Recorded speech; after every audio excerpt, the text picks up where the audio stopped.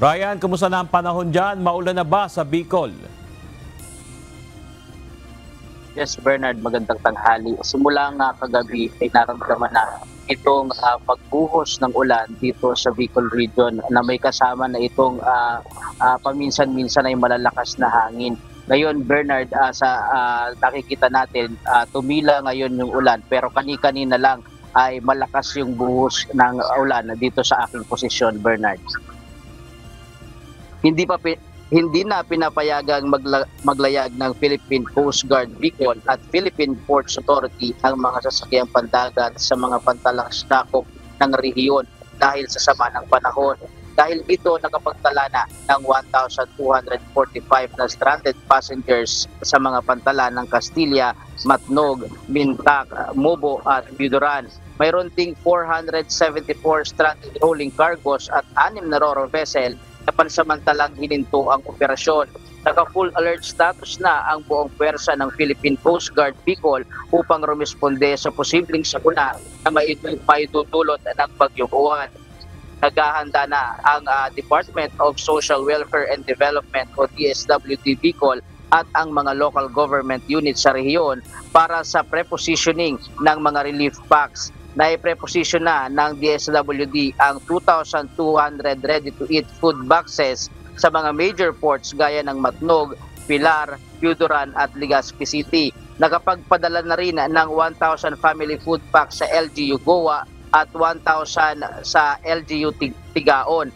Nagpadala din ng 500 ready-to-eat food boxes sa bayan ng Pilar, 2,000 family food packs sa Karamuran at 1,000 sa San Miguel, Catanduanes. Sa kabuuan, may 196,217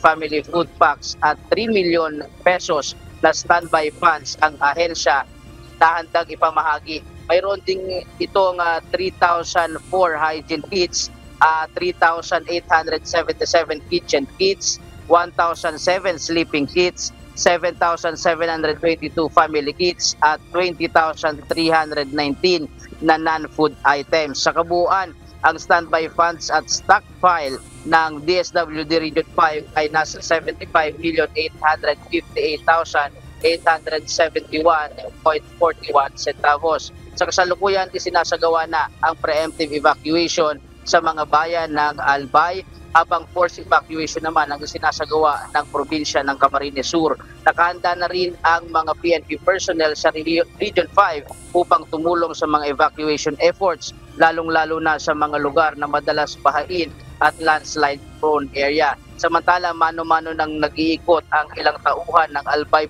Police Provincial Office upang makatulong sa pagsasagawa ng preemptive evacuation sa mga lahar flow prone areas, kabilang sa mga inilikas na pamilya ay mga nasa bayan ng Ginubatan, Albay. At Bernard, kanina nga dito sa aming lugar ay nag-deploy na ng mga tauhan ng PDRRMC Camarines Sur kasama itong mga kawani ng Bureau of Fire Protection ng Philippine National Police at Armed Forces of the Philippines at iba pang mga volunteers para pumunta na doon sa mga staging area kung saan nandoon ipopreposition yung lahat ng mga kagamitan, lahat ng mga water equipments, lahat ng pwedeng makatulong doon sa effort ng pamahalaan para makapagsalba at makapag-rescue ng ating mga kababayan na malalagay sa peligro. At yun muna ang latest live mula dito sa probinsya ng Camarines Sur.